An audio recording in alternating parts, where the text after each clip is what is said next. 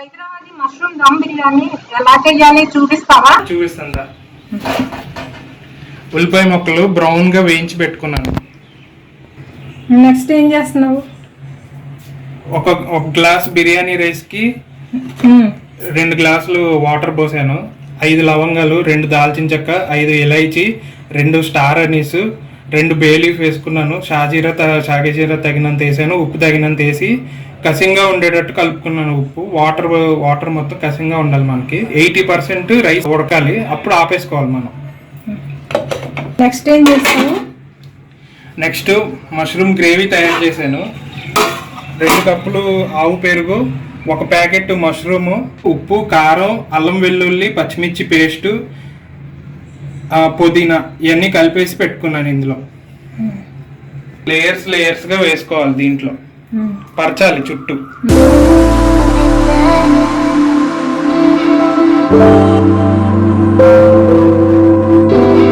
కలపకూడదు, అసలు కలపకూడదు, పరుచుకోవాలి అంతే. దాన్ని కలపకూడదు రైస్. ఓకే. ఒక లేయర్ బియ్యం పరిచాక బ్రౌన్ ఆనియన్ ఇలా వేసుకోవాలి.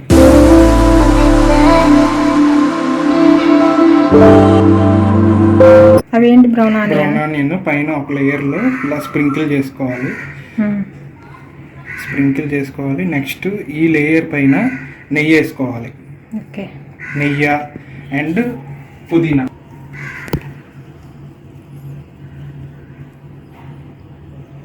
నెక్స్ట్ స్టెప్ నెయ్యి వేసుకోవాలి.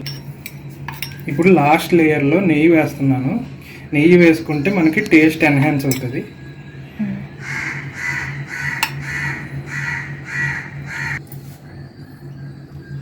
లాస్ట్లో రైస్, మిగిలిన రైస్ కూడా ఇట్లా పరుచుకోవాలి. వాటర్ కూడా వేసేయచ్చు. వాటర్ వేయకూడదు. ఓహో, ఉందా? రైస్ సరిపోతుందా? Rice okay.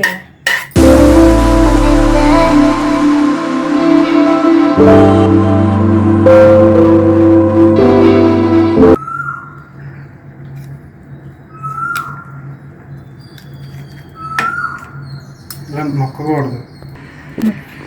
గోధుమ పిండితో కానీ టిన్ ఫాయిల్తో కానీ ఇలా సీల్ వేసుకోవాలి.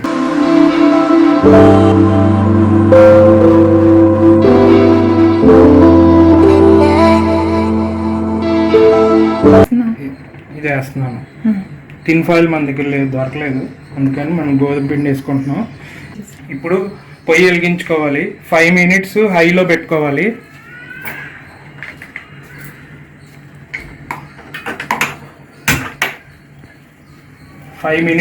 పెట్టుకోవాలి. తర్వాత ఎగ్జాక్ట్ 5 minutes అయిపోయాక 10 minutes లో ఫ్లేమ్లో వేసుకొని మనం చూసుకోవాలి.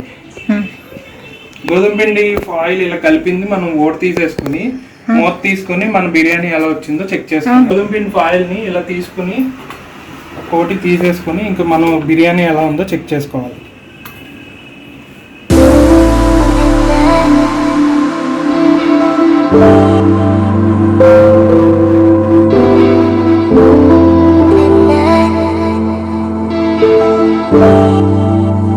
కొత్తిమీర ఏమన్నా చల్లాలా?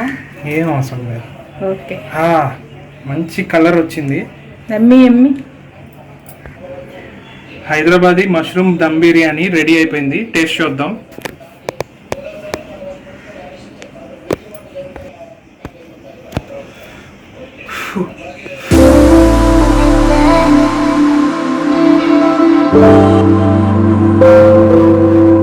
టేస్ట్ చాలా బాగా వచ్చింది, అదిరిపోయింది taste. Thank you for watching. ఈ వీడియో నచ్చితే ఈ విధంగా మీరు కూడా హైదరాబాదీ దమ్ బిర్యానీ చేసుకొని టేస్ట్ చూసి కామెంట్ చేస్తారు కదా. Please like, share and subscribe.